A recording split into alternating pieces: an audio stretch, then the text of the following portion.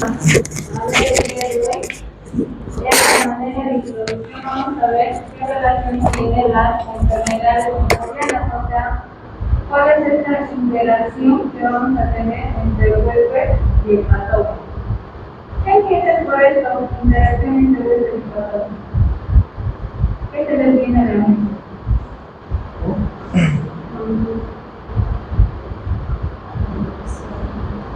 Creo que la forma de evolución de la patología está en su origen y su forma de transmisión de evolución.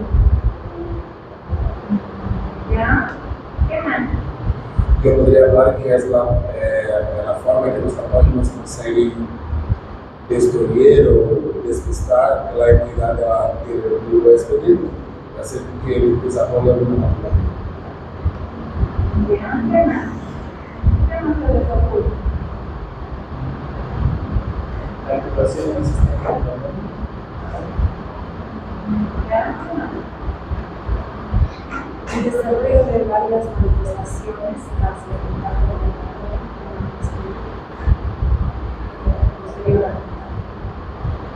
¿Ya? ¿Qué más? Bueno, todo lo que ustedes han mencionado, sí vamos a avanzar, digamos, sobre como todo inicio que ustedes quieren, siempre hay una historia por detrás,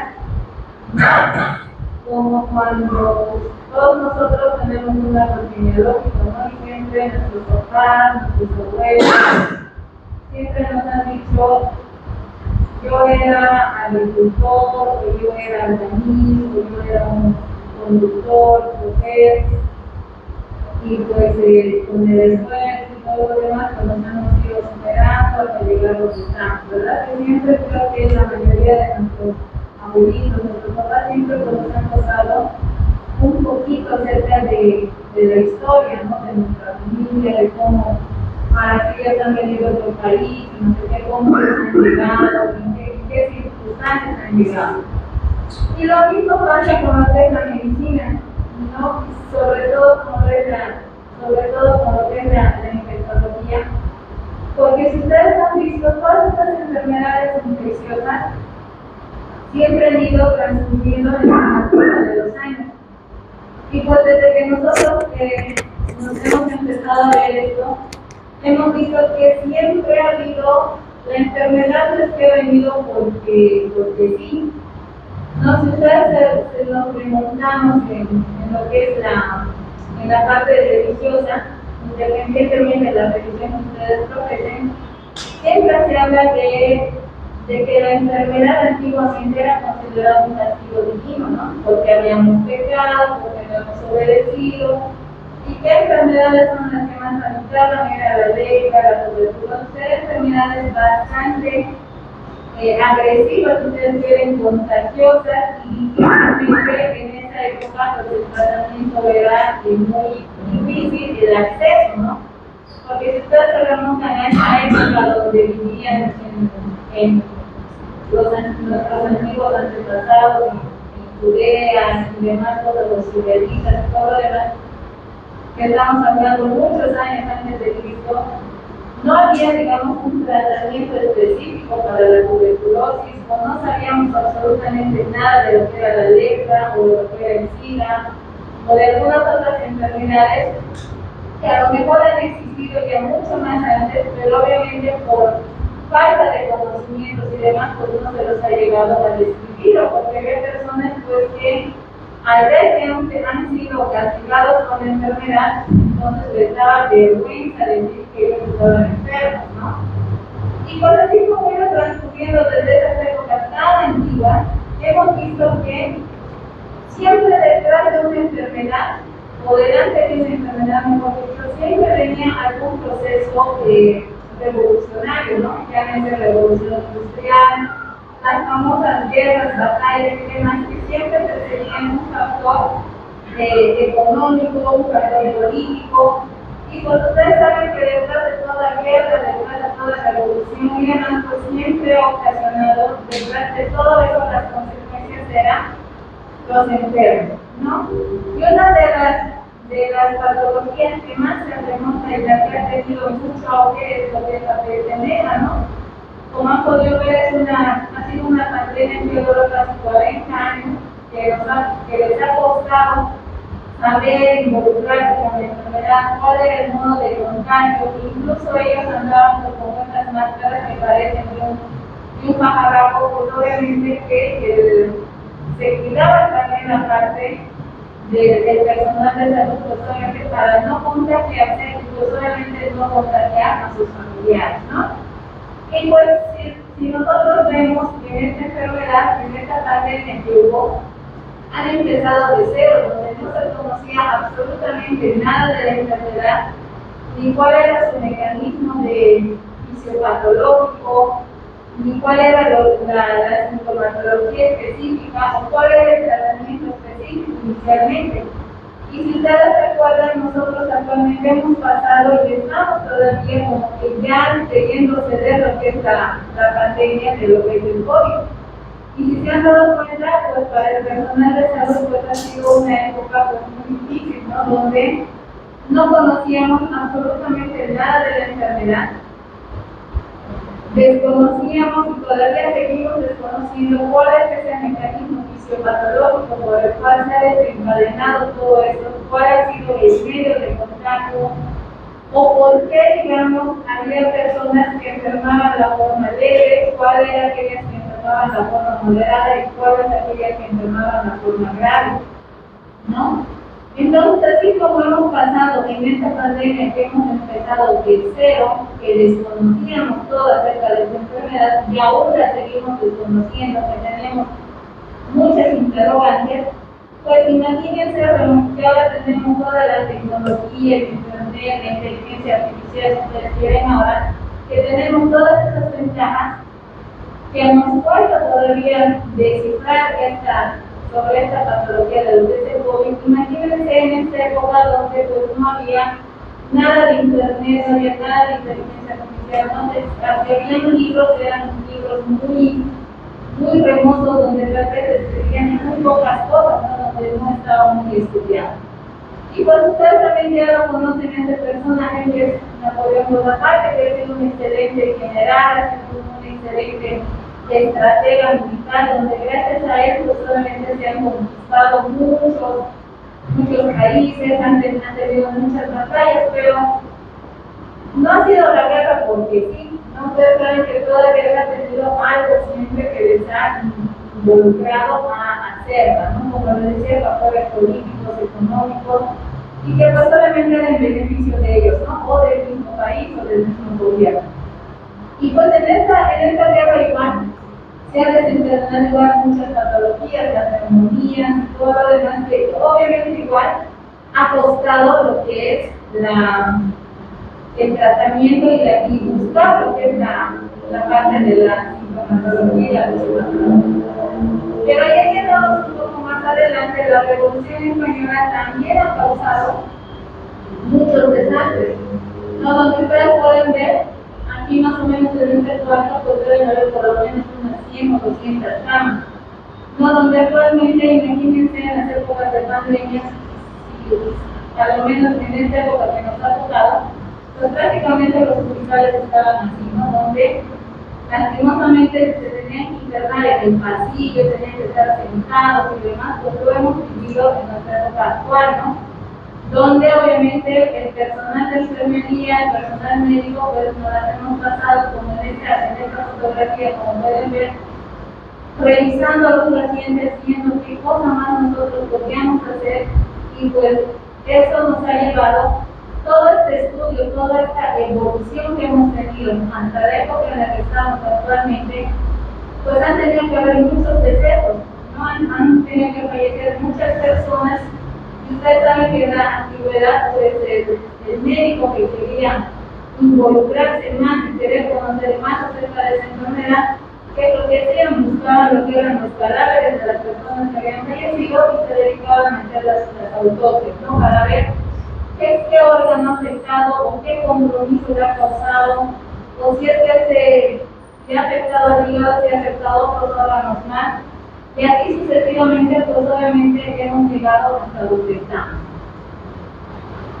Entonces vamos a ver que desde el inicio de las infecciones hasta nuestra época actual, siempre las infecciones son una cosa muy importante, no solamente de la morbilidad, sino también de la mortalidad que va a suceder esto a nivel mundial, ¿no? Y pues de estas infecciones, las más relevantes o las más importantes, si ustedes quieren, de las que más se mencionan, el quinto lugar que ocupa en mortalidad a nivel mundial viene a ser las infecciones respiratorias, pero sobre todo la que es más importante es la neumonía, ¿no? Y esto pues cada vez va a ir en ascenso. Sabemos que las mismas personas, inclusive nosotros a veces como personal de salud empezamos con un resfrío, después se complica con algo bacteriano, incluso hacemos el tratamiento por los días más cortos y no tomamos el antibiótico con la dosis correcta, y pues obviamente ahí se van haciendo las complicaciones, ¿no? Y el paciente con neumonía a veces se viene ya con un compromiso de más del 50% a nivel pulmonar, o que viene ya con derrames, con enzimas, con abscesos, o inclusive con una sepsis, ¿no? Que pues obviamente todo esto nos va a llevar a la mortalidad. Y peor todavía si está relacionado con alguna morbilidad que tuviéramos, llámese alguna patología de base, diabetes, hipertensión, si somos pacientes oncológicos, pacientes con alguna enfermedad reumatológica. Entonces vamos a ver que todas estas nuestras enfermedades de base que podríamos llegar a tener, pues nos va a aumentar la mortalidad. Y otra enfermedad de la cual ustedes ya la conocen es lo que es el SIDA. No, que eso ya lo conocemos, ya son bastantes años, y que pues más o menos se dijo que 33 millones de personas siempre andan siendo infectadas a nivel mundial, ¿no? Entonces sabemos cuál es el mecanismo por los cuales se transmite lo que es la enfermedad del VIH-Sida, y pues obviamente tenemos que de alguna forma nosotros frenar, ¿no? Pero más o menos desde el año 41, pues hemos visto que han fallecido, sabemos la mortalidad de más o menos 25 millones de personas, ¿no? Y obviamente van a seguir habiendo, van a seguir apareciendo, y pues es algo que nosotros tenemos que batallar. Como personal de salud, pues hay que hacer lo que son charlas educativas, charlas de prevención, para pues obviamente frenar. No les voy a decir que en algún momento puede ser, no lo sé, de aquí unos 10 años, 20 años, 50 años, o 100 años tal vez, que se puede erradicar lo que es el SIDA, o se puede encontrar lo que es la cura o lo que es la vacuna.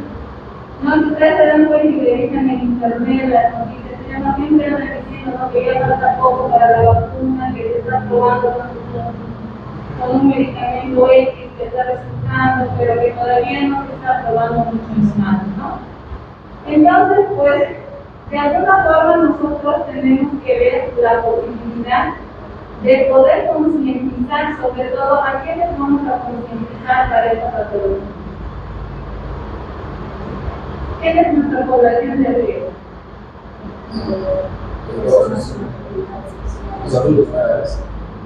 La gente que ha iniciado su vida sexual, ¿verdad? No, desde los 18, bueno, ahora ya 18, no, ahora ya 15, 12 años para adelante, ¿no? Y pues esas personas son las que nosotros tenemos que captar y pues obviamente dar charlas de prevención, ¿no? Y pues todo eso van a ver que hace de mucho. Entonces, ya viendo esa parte introductoria, nos hacemos la pregunta: ¿y qué es la infección? No, entonces nosotros tenemos que saber que la infección solamente, como pueden ver aquí en la imagen, es la multiplicación de estos microorganismos, estos agentes patógenos que han ingresado a nuestro organismo, llámese virus, parásitos, bacterias, hongos, micobacterias, lo que se les ocurra, que pues obviamente van a ir a colonizar a una parte del tejido del cuerpo. ¿Y quién es el cuerpo? El cuerpo somos cada uno de nosotros, ¿no? Y pues estos vienen de acuerdo a su carga viral, de acuerdo a la fase de multiplicación que estos tengan, puede ser una fase lenta o una fase rápida de la multiplicación.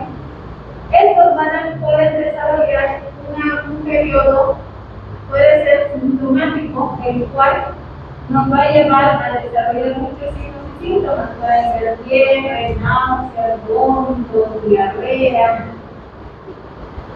grapodesis, taquismeco, dependiendo del órgano que va a afectar, van a venir de sintomatología. Pero también, si mi carga viral es muy baja en relación a la multiplicación que ha habido, pues puede ser que yo inicie con un episodio asintomático. ¿No? ¿Qué quiere decir eso? O sea, que yo sí soy, digamos, un portador. Por ejemplo, lo que es el VIH es una etapa de portador, donde no va a manifestar la enfermedad, ¿no? Entonces es una parte silenciosa, donde yo voy a estar totalmente asintomático. ¿Eso qué quiere decir? Que yo no voy a tener ninguna manifestación.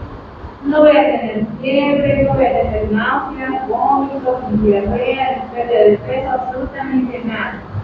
¿No? Entonces todo esto va a depender, uno, de la carga viral y otro también va a depender de nuestro sistema inmunológico, de nuestra flora que nosotros vayamos a tener, ¿no?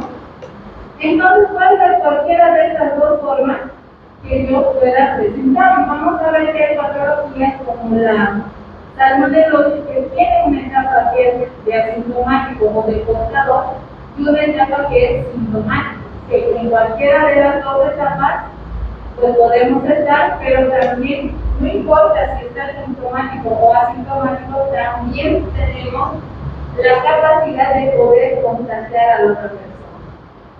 Entonces, vamos a ver que esta multiplicación de estos microorganismos, ¿dónde se va a desarrollar inicialmente? Como en todo lado, en la superficie, ¿no? Primeramente, el microorganismo tiene que buscar un punto de entrada, donde en ese punto de entrada se va a empezar a multiplicar, y pues obviamente ya va a tomar una vía, una ruta, puede ser la vía linfática, la vía hemática, la respiratoria, hasta llegar a lo que es la luz del órgano, que pues obviamente va a empezar a causar los signos y síntomas, ¿no? Entonces, si se dan cuenta, la infección solamente es eso, es la multiplicación de estos microorganismos en un determinado lugar para que estos puedan cumplir un ciclo de vida, que es multiplicarse y seguir existiendo, si ustedes quieren, para seguir contagiando. Y pues obviamente una vez que han cumplido con todo eso, pues obviamente ya cuando el paciente viene a la consulta, pues obviamente ya ahí se va a dar un tratamiento, lo que vamos a intentar nosotros es erradicar. Entonces hay muchos factores que van a depender sobre todo de esta nutrición, ¿no? De esta carga viral.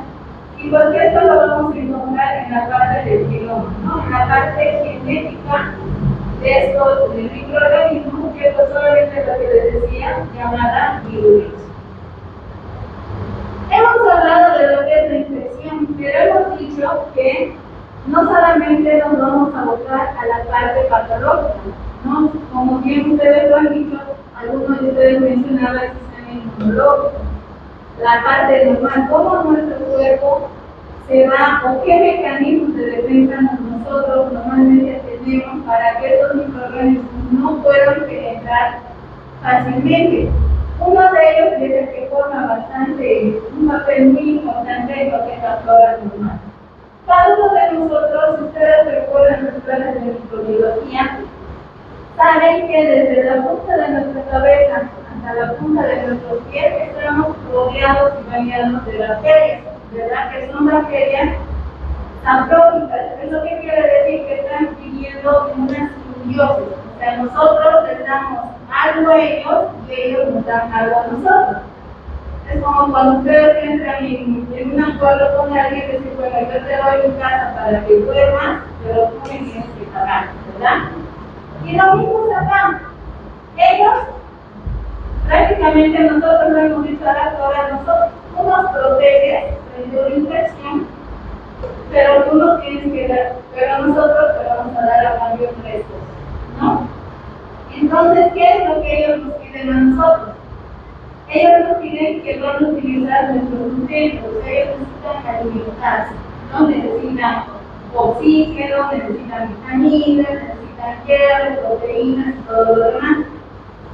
Y pues ellos, al que nosotros le vamos a estar alimentando, ellos van a ir a ocupar un nicho ecológico. O sea, ¿qué quiere decir esto?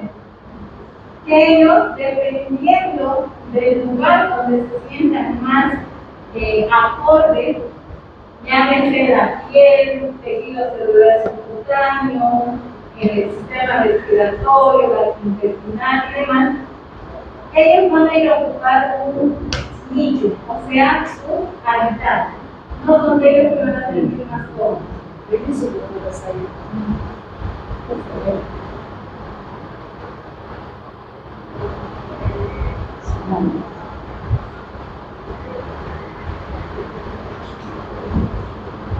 esto es lo que es importante, porque el germen que va a ingresar va a competir por este nicho y por este alimento, ¿no? Entonces, en los gérmenes que van a ingresar, pues van a competir, porque van a ver, vamos a poner el ejemplo del Helicobacterium tuberculosis.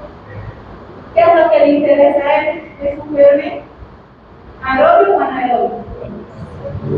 Aerobio. Entonces, ¿qué le gusta más a la tuberculosis? El oxígeno. Entonces, ¿cuál va a ser su nicho ecológico de Helicobacterium? Los pulmones. Entonces, ellos van a ir a competir por eso, ¿no? Van a querer un lugar aireado, pero sobre todo que le va a aportar oxígeno, que es lo que más interesa para poder sobrevivir, ¿no? La otra condición que nos pone es de que ellos, con nosotros dándoles un lugar donde dormir, ustedes quieren o donde vivir, y lo que es la alimentación, ellos van a producir sustancias antibacterianas. Y que estas sustancias antibacterianas lo que van a hacer es inhibir el crecimiento de esos gérmenes patógenos. O sea, que de alguna forma nosotros le vamos a interrumpir lo que es, no le vamos a permitir ingreso. Y la tercera condición que nos pone es de que al darles todo esto, al darles alimento, al darles un hogar que ustedes quieren, que ellos van a producir estas sustancias que nos van a proteger, ellos van a inducir a una inmunidad cruzada, ¿no? Que esto obviamente va a ser muy eficaz para cuando estos gérmenes patógenos ingresen a nuestro organismo. ¿No? Entonces, ustedes se dan cuenta, aquí hay como que una simbiosis, como que hay un contrato que obviamente estamos de acuerdo en todo, ¿verdad? Y si se dan cuenta, nuestros mismos gérmenes que nos van a proteger no nos sirven mucho, ¿no? Y si se dan cuenta, ellos hacen bastante, es un papel muy importante lo que ellos van a ir a cumplir. Entonces, una vez de que ustedes quieren ya se ha firmado ese acuerdo en que de ambas partes estamos de acuerdo, ellos van a empezar a colonizar transitoriamente, ¿no? Y pues obviamente en algún momento estos pueden ser patógenos conocidos o potencialmente que nos pueden invadir. ¿Qué es lo que sucede? Generalmente nuestro sistema inmunológico, como si ustedes recuerdan sus clases de inmunología, ¿qué es lo que pasa cuando entra un germen patógeno en nuestro organismo o un germen por primera vez? La tolerancia. ¿Verdad? La tolerancia. Por la primera vez, Primer contacto. conseguir combatir y la primera vez descubre una forma de destruir el microorganismo y hace una memoria para que la segunda vez que haya el ataque possa hacer la destrucción con más eficiencia. Ya. Entonces, lo que hace nuestro organismo por primera vez es como cuando Hagan de cuenta que ustedes están recibiendo a una persona por primera vez en su domicilio, ¿verdad? Ustedes deben ya firmar el contrato, deben hasta qué hora tiene derecho a ingresar, qué días puede salir, todo lo que nos funciona, decir el desayuno, el almuerzo, la cena, todo. Entonces ustedes van a empezar a conocer a esa persona, ¿verdad? Me van a empezar tal vez a preguntar qué le gusta, qué no le gusta. Van a ver qué tipo de ropa más o menos se puede utilizar, el color de ropa y todo lo demás, ¿verdad? Lo mismo sucede acá, donde nuestro sistema inmunológico, sobre todo cuando nosotros vamos a tener el primer contacto que son con las vacunas, nuestro sistema inmunológico, ¿qué es lo que hace? Detecta que está ingresando un germen extraño, ajeno al espectro nuestro, y lo empieza a rodear, ¿no? Obviamente por los linfocitos, monocitos y todo lo demás, les empiezan a rodear y cuando empiezan a estudiar, ¿no? Dicen, el bacilo de Koch que ha ingresado haya tenido una forma redondeada, había sido de color azul, pero tiene una cremita roja, pero que mi fundita de la cremita tiene un triangulito, entonces yo lo voy a conocer. Y pues esto, como mencionó su compañero, lo va a guardar con un sistema de memoria, así como ustedes guardan sus fotos, sus recuerdos, o los regalos que les hacen sus enamorados, enamoradas en una cajita como recuerdos. Lo mismo va a pasar acá, que nuestro sistema inmunológico pues tiene una memoria y por la siguiente vez ingrese este micobacterio, pues ya lo va a detectar y ya va a saber cuál es su punto débil, ¿no? Porque por algo ya lo han conocido, lo han estudiado y ya saben más o menos cuál es el punto débil hasta que se llegue a la parte de que les ayudemos con la parte farmacológica, ¿no? Porque si se dan cuenta, nuestro sistema inmunológico solito no puede, ¿no? Necesita nuestra ayuda. Y esto una vez que el paciente o el enfermo haya llegado al hospital para una consulta y demás, y hemos detectado que este paciente necesita ser hospitalizado, aquí ya hay un pequeño problema, porque el paciente ya está, si ustedes quieren, infectado, su medio de defensa, su sistema inmunológico puede ser que ya esté debilitado. Y pues si nosotros le vamos a decir a este paciente que necesita hospitalizarse porque tiene una infección, ya sea una neumonía, una pielonefritis, una gastroenteritis de esas que le está deshidratando mucho o que tiene una descompensación diabética, una cetoacidosis diabética y demás, este paciente lo vamos a meter en problemas. ¿Por qué?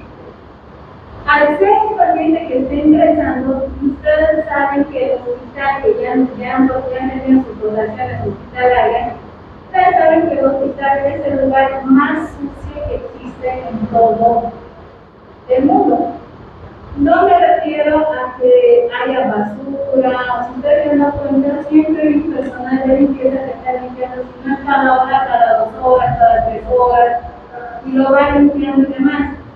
Si no me refiero a la parte microbiológica, ¿no? Si ustedes hacemos un cultivo de lo que es el piso, las camas, las mesas, los estetoscopios en la parte de los hospitales, si hacemos un cultivo, pues está lleno contaminado de hierro, ¿no? Entonces nosotros le vamos a meter a ese paciente y pues solamente si ingresó con una infección urinaria, este paciente puede terminar con una infección hospitalaria, ¿no? Ya sea una neumonía hospitalaria, o que se pueda complicar con alguna sepsis o con algún germen resistente. ¿No? Entonces ese es el problema que nosotros vamos a tener en el momento de hospitalizar a ese paciente. Pero no solamente el paciente, si ustedes se dan cuenta, nosotros también estamos expuestos a las infecciones. Si vamos a ver a un paciente tuberculoso, lastimosamente no le podemos negar la atención a ese paciente. Tenemos que atenderlo con las medidas de bioseguridad que son pertinentes y pues obviamente puede haber que nosotros también nos podamos contagiar de una tuberculosis o que al estar poniendo una inyección o al estar haciendo una sutura a un paciente con VIH, hepatitis, nos pinchemos y pues también nosotros podamos adquirir el virus, ¿no? Entonces, si se dan cuenta, tanto el personal de salud como los pacientes tenemos el riesgo de sufrir infecciones hospitalarias, ¿no? Y pues vamos a ver que en alguna ocasión estos patógenos pueden ser en pequeñas cantidades, pueden clonar y pues pueden causar la enfermedad. No necesariamente necesitan estos gérmenes patógenos tener en abundante cantidad, o sea, no necesitamos, por decirles, más de 100.000 unidades formadoras de colonias. Puede ser que con solamente 100 o 500 unidades formadoras de colonias de cualquier bacteria, pues obviamente nos produzca la enfermedad, ¿no? Dependiendo de cómo está representado el inodoro. Pues bueno, ya el germen ha ingresado, ya se ha multiplicado, ya ha causado lo que es la enfermedad, entonces ya ha alborotado nuestro sistema inmunológico, ¿no? Y pues obviamente esto es lo único que nos queda es de que estos van a invadir a nuestra flora normal, ¿no? Porque obviamente esto se ha visto que estos gérmenes van a ir a destrozar, si ustedes quieren, nuestro sistema de defensa, ¿no?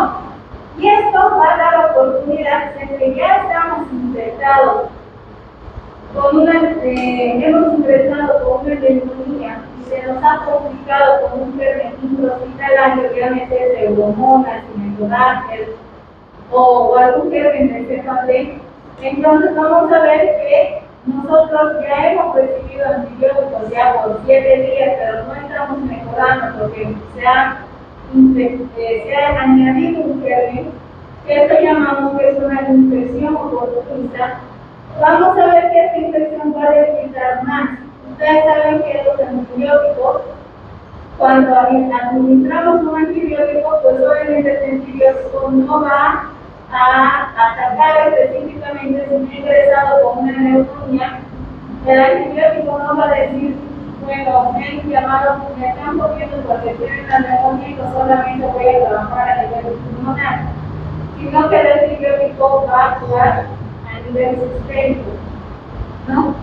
Y entonces va a barrer todos nuestros gérmenes de nuestra flora, los va a barrer a todos por igual, llámense que si son propios o extraños, ¿no? Entonces el antibiótico no va a hacer una diferenciación, ¿no? Y entonces, no solamente por el uso del antibiótico, o porque nuestro sistema inmunológico está debilitado, porque tengamos diabetes, presión alta, o seamos pacientes oncológicos, sino también que el mismo estrés fisiológico también nos altera nuestro sistema inmunológico, ¿no? Y eso el estrés fisiológico lo vivimos todos los días. No lleven el estrés en el trabajo, en el caso de ustedes, los estudios, cuando van a entrar épocas de exámenes, van a estar estresados, van a empezar a querer agarrar a ver todo en un momento y se van a estresar, ¿no? Entonces, todo esto, la inmunosupresión y el estrés, va a hacer que estos gérmenes fácilmente aumenten lo que es la virulencia y pues obviamente la patogenicidad, ¿no? Y pues se ha visto que nuestro sistema inmunológico, así como cuando hay algún desastre natural, llámense inundaciones, incendios y demás, tenemos un plan de lo que hay un sistema de contingencia. Lo mismo funciona con las bacterias, ¿no? Que ellos van a crear un sistema de contingencia. Al ver que nosotros estamos bombardeando con antibióticos, antivirales, antirretrovirales, antibióticos, todo lo que ustedes quieran, pues estas bacterias van a empezar a reconocer a estos antibióticos y demás, y pues obviamente van a crear este sistema de contingencia, donde ellos van a ir a mutar y a cambiar, digamos, su parte genética, ¿no? Van a ir a modificar estos factores de virulencia que pues obviamente van a hacer que no se los pueda destruir al virus. Entonces, con todo esto, ustedes saben que Estos microorganismos tienen diferentes vías de contacto, donde las podemos adquirir de diferentes formas. Generalmente un contacto directo, que es en relación a lo que es la piel, tendrían a ser todas las enfermedades dermatológicas, las famosas piodermitis, lo que son las artrosis y demás. En la parte de la diseminación aérea, pues todas las patologías respiratorias que conocen, resfríos, amigdalitis, faringitis, neumonía, bronquitis, tuberculosis y demás. Se ha visto que desde lo que es la pandemia, de lo que es el cólera, se ha visto que el agua contaminada también es un medio de contagio, ¿no? Donde obviamente no solamente se ha visto en la parte del cólera, sino también todas las enfermedades gastrointestinales, como las diarreas, las amebias, lo que es la fiebre tifoidea. Y pues se ha visto que el agua pues es la vía más principal que nosotros tenemos para la parte de lo que es el contagio, ¿no? Y pues ustedes recordarán, sobre todo los extranjeros que han llegado aquí a Bolivia, a Cochabamba, lo primero que han enfermado que es amebas, salmonela, diarrea, ¿verdad? ¿Por qué? Porque lastimosamente nuestra agua, que aquí en Cochabamba es el agua a nivel de toda Bolivia, es la más contaminada que existe. No es como en otros países donde el agua está 100% tratada, potable y demás. Acá no. Si bien lo tratan de potabilizar el agua, pero será un 50-60%.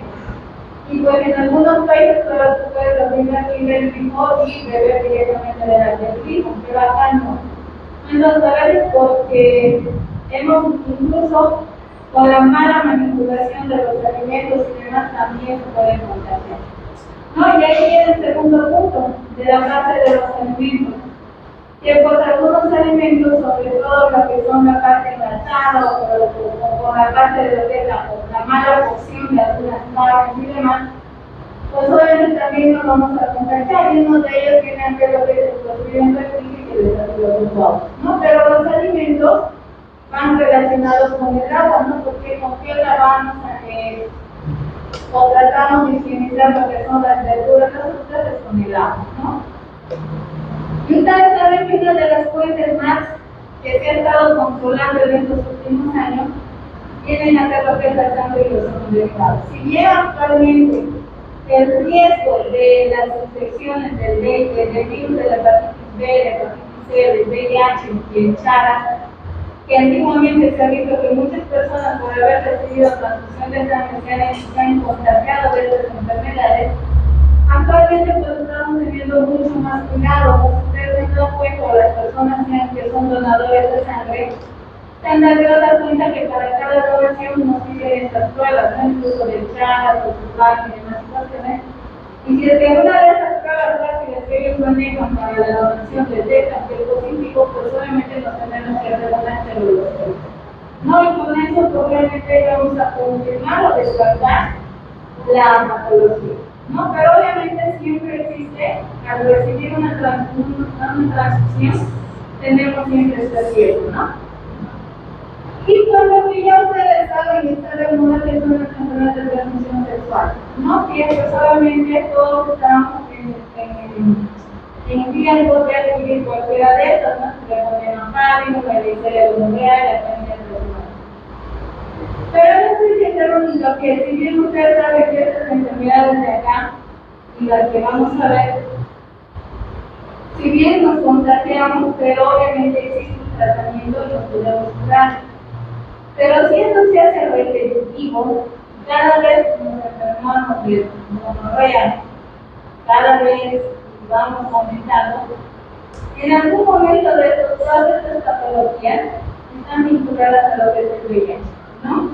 Entonces, si alguien se ha contagiado 10 veces con gonorrea, se ha curado las 10 veces, puede ser que la 11ª vez ya le aparezca lo que es el VIH, ¿no? Entonces uno nunca sabe en qué momento le va a tocar, ¿no? Entonces mucho ojo con las enfermedades de transmisión sexual, sobre todo las que sabemos que son curables, son tratables, pero obviamente todas estas están vinculadas a lo que es el VIH. ¿no? Y es por eso que al principio lo tomamos como un chiste, ¿no? Decimos, bueno, es gonorrea, me pongo un beta-lactámico y lo maté al ministerio, ¿verdad? Pero ¿quién te asegura que la primera o la segunda vez ya venga asociado con el VIH, ¿no? Entonces, mucho ojo con esto, y siempre, todo paciente que tengamos que tratar con alguna de estas enfermedades, siempre tienen que pedir la prueba de VIH, ¿no? La primera vez puede ser que salga negativo, pero hay que repetir a los 6 meses al año, pues obviamente hasta que estos todos salgan negativos, ¿no? Porque ustedes saben que el VIH no va a salir positivo a la primera. Entonces, ya hemos hablado un poco de la flora, hemos hablado de la parte de las vías de contagio, más o menos hemos hablado un poco de lo que va a ocurrir en la parte de lo que son las infecciones. Ahora nos toca ver un poco, hablar acerca de los patógenos, ya que los hemos ido mencionando tanto, ¿no? Y estos patógenos solamente son esos gérmenes que van a ser capaces de causar una enfermedad, ¿no? Que van a ser a través de muchas, nos van a poner muchas condiciones si ustedes quieren, ¿no? Uno, que estos patógenos van a tener que estar sintonizados con el medio de adaptación, o sea que ellos se van a tener, estos patógenos, se van a tener que adaptar al medio donde ellos quieren ingresar, ¿no? Y pues obviamente no va a ser fácil, porque va a tener que competir por ese nicho ecológico que les hemos visto. La otra cosa es que ellos tienen que tener la capacidad para poder subir a una célula de nuestro organismo, de nuestro sistema inmunológico, ya sea que lo utilicen como medio de transporte o como medio de supervivencia, ¿no? Y se tienen que adaptar a esta célula. Tercero, tienen que desarrollar, si ustedes quieren, si ellos quieren sobrevivir o quieren transportarse de una forma más rápida, ellos tienen que desarrollar una especie de estos pilis. Los pilis son esos, como han debido ver en la microbiología que van, son unos pelitos que se forman en la pared celular de las bacterias, y que cuando utilizan más o menos como para movilizarse o para, si ustedes quieren, alimentarse, ¿no? Para poder funcionar. Entonces, estos patógenos tienen que sufrir todas estas adaptaciones, estas modificaciones a su entorno para que puedan sobrevivir y cumplir su objetivo, que es desarrollarse y obviamente producir una infección por ende de enfermedad. Y estos patógenos, una vez que han conseguido hacer todo este proceso de adaptación, ellos van a poder bloquear nuestras defensas, ¿no? Entonces, esto lo van a hacer con diferentes maniobras.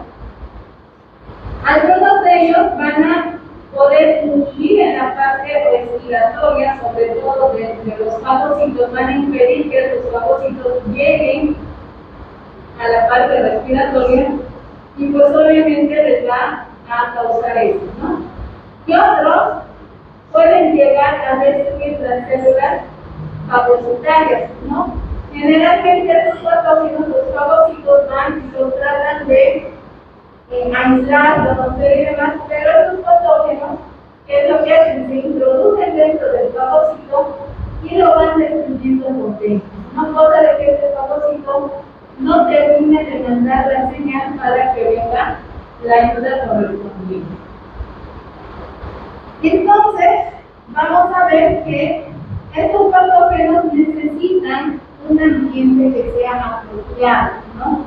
Un ambiente en el cual ellos van a poder desarrollar esta infección, de poder transmitirla, y pues obviamente nosotros como huéspedes tener la capacidad de poder combatir ante estos gérmenes que están ingresando. La parte sanitaria pues es muy importante para nosotros, sobre todo la parte de los alimentos y del agua, como ya les he mencionado, sobre todo para los patógenos endémicos, ¿no? Y pues es un punto que en los científicos se ha visto que en los últimos años, sobre todo los extremos de la vida, que son los niños y las personas de la tercera edad, por la deshidratación bastante fuerte y demás, hay bastante mortalidad, ¿no? Y el estado nutricional es muy importante, ¿no? Si nosotros estamos con algún problema nutricional, ya que sea anorexia, bulimia, obesidad, y otro estado nutricional que nosotros tenemos, pues obviamente esto nos va a facilitar a que ingresen algunos gérmenes patógenos a nuestro organismo, ¿no? Entonces el estado nutricional es muy importante, ¿no? Si nosotros estamos nutridos adecuadamente, obviamente nuestro sistema inmunológico pues obviamente va a utilizar los nutrientes que estamos consumiendo. Pero si nosotros nos privamos de alguna comida, que generalmente yo les apuesto a la mayoría de ustedes no desayunan, porque tienen que venir a clases tempranas y demás, y se olvidan de la comida más importante que es el desayuno. O que tienen sus actividades, porque viven lejos, no llegan a la casa a almorzar y algunos que almorzar siquiera. Entonces ahí también nosotros nos estamos privando de esos alimentos, ¿no? Y por nuestro estado nutricional, pues obviamente el organismo, si bien no le estamos dando el alimento necesario, no hemos desayunado, no hemos almorzado, entonces ¿qué hace nuestro organismo? Nuestro organismo lo va a estar perdiendo, va a ir absorbiendo nutrientes de los músculos y de otras cosas, y pues obviamente ahí no nos empezará a deteriorar. Hablando nutricionalmente. Entonces ya hemos visto que todo esto, ya el germen se ha multiplicado, ha llegado al lugar donde tienen que llegar y se está estableciendo, ¿no? Ya una vez que este germen ha logrado su objetivo de encontrar un nicho ecológico, de encontrar nutrientes y demás, pues va a establecer una infección, ¿no? Donde obviamente acá van a interferir el huésped, el ambiente y el micrófono. Entonces aquí ya hay tres actores que vamos a ver, que son nuestros tres principales actores que vamos a ver mucho en esta infección, ¿no? Y pues obviamente acá, cuando ya se está estableciendo la infección, vamos a ver esta reacción, o sea, cómo nuestro cuerpo va a empezar a reaccionar. ¿Qué es lo que va a hacer nuestro organismo frente a esto? Como que pueda dar una batalla y poderse librar y salir ileso, o como que también estos gérmenes esta infección es bastante virulenta, con una carga viral bastante elevada, que obviamente va a derrotar a nuestro sistema inmunológico y va a causar la enfermedad, ¿no? Y pues obviamente estas enfermedades infecciosas, casi la mayoría que vamos a ver, exceptuando algunas, vienen a ser casi el 90% son tratables y curables. Siempre y cuando nosotros sepamos detectar a tiempo y dar un tratamiento adecuado. Entonces, con todo esto, con toda esta pequeña introducción que hemos visto el día de hoy, ¿qué es lo importante? ¿Qué es lo que vamos a rescatar cada uno de nosotros? Como ustedes han debido ver, en la parte de los que ya han hecho consultas y demás, ¿qué es lo que se hace en la consulta?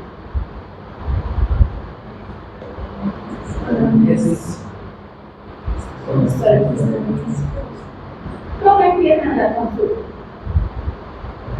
Nombre, edad, fecha de nacimiento, dónde vive, qué hace, motivo de consulta. Ya, entonces, todo parte por el motivo de consulta, ¿verdad?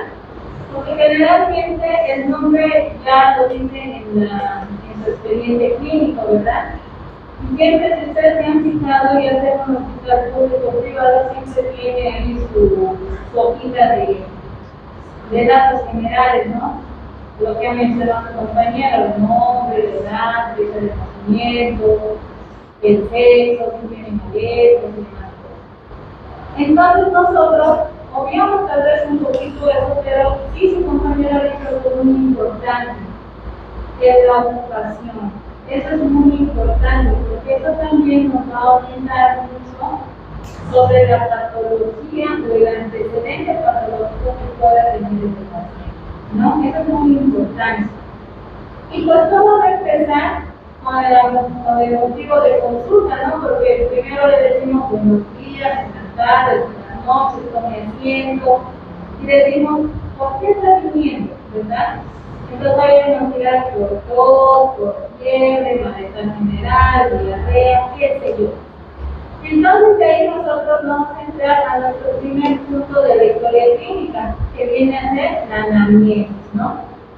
Si bien, si ustedes se han dado cuenta, en la consulta externa solamente se tiene 15 minutos por paciente, entonces imagínense, necesitamos nosotros tener la información más importante en un corto periodo de tiempo, ¿no? Donde en 5 minutos, exagerando 6, tienes para hacer una anamnesis sumamente completa.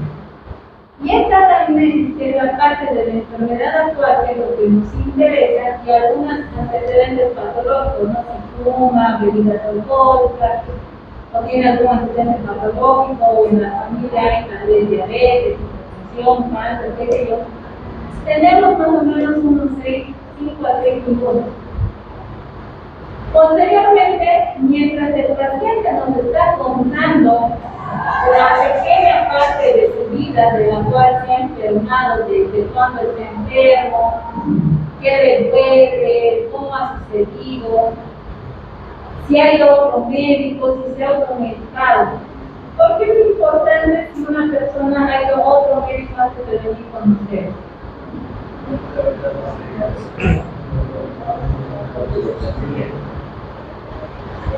Bien, generalmente preguntamos eso no con la finalidad de decir, ay, mi colega, ¿cómo no soy capaz de diagnosticar o de tratar eso? No es con la finalidad de criticar, sino es que si el paciente ha venido por una gastroenteritis y el médico antes que nosotros haya venido le ha dado, no sé, varias de declaración, solamente le ha dado paracetamol y demás, pues si esa persona está acudiendo a otra persona para una segunda opinión, o tercera, o quinta, décima opinión, pues no vamos a repetir lo mismo que le han dado.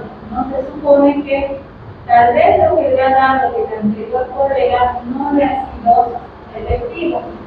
Y por eso está buscando una forma o algo alguien que le dé una solución, porque más que todo, si nosotros vamos al médico como pacientes, estamos viendo para que nos solucionen el problema, ¿verdad? Nos solucionen la enfermedad, nuestra dolencia.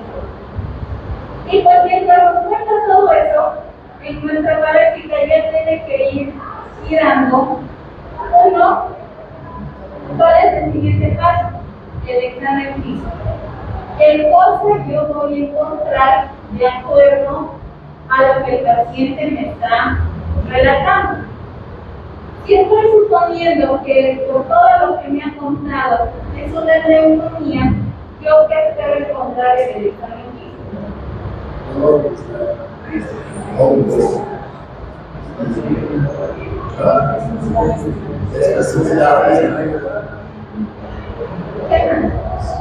A la auscultación. Se tuvo fiebre, La fiebre se la van a decir. Al examen físico, ¿qué piensan encontrar? En auscultación. Desaturación. A veces un ataque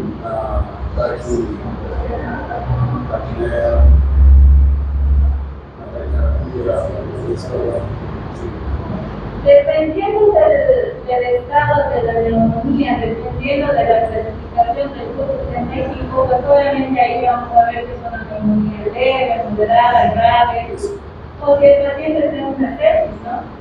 Pero pues lo más importante a nivel pulmonar, lo que ustedes han mencionado, si yo estoy sospechando de una neumonía, lo primero que voy a pensar es decir, ¿qué voy a ocultar? Tal vez van a haber sepsis, va a haber como nosotros tubáricos, va a haber disminuciones de sensibilidad torácica y todo lo demás. Entonces, todo eso ustedes, mientras están haciendo la anamnesis, en su cabeza tienen que decir, es una neumonía, entonces yo voy a ocultar y voy a encontrar esto.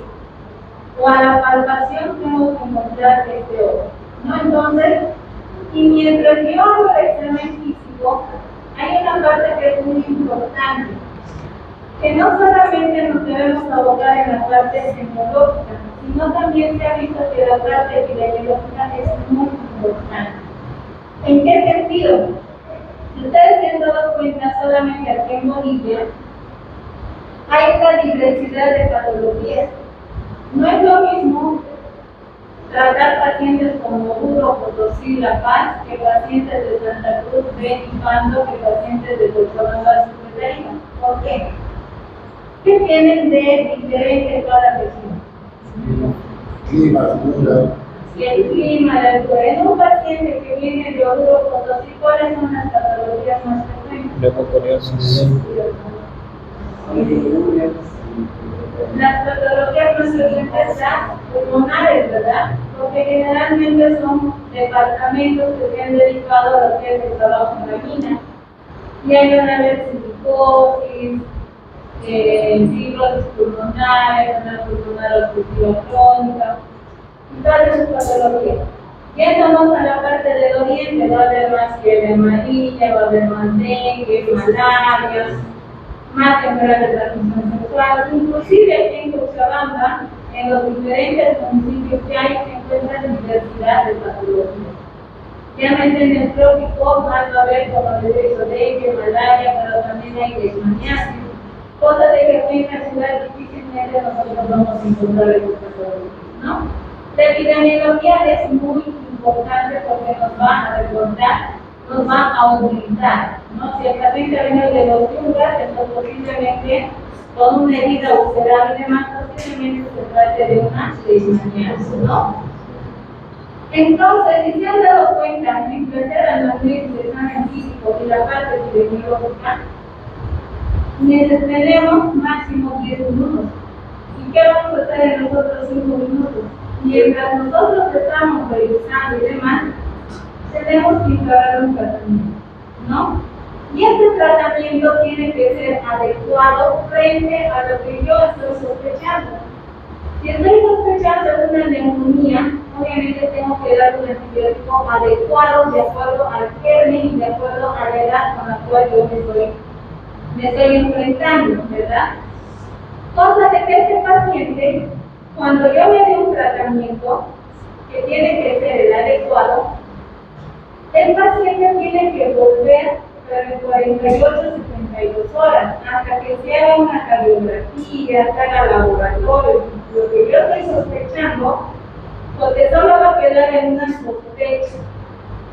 ¿Cómo yo lo voy a confirmar cuando el paciente me traiga sus estudios imaginológicos, laboratoriales, de todo lo que yo le he pedido, para yo confirmar mi sospecha diagnóstica? O sea, si yo estoy sospechando de una neumonía y cuando me traiga la radiografía de tórax y veo una imagen de condensación, pues obviamente yo voy a decir mi diagnóstico ya está confirmado.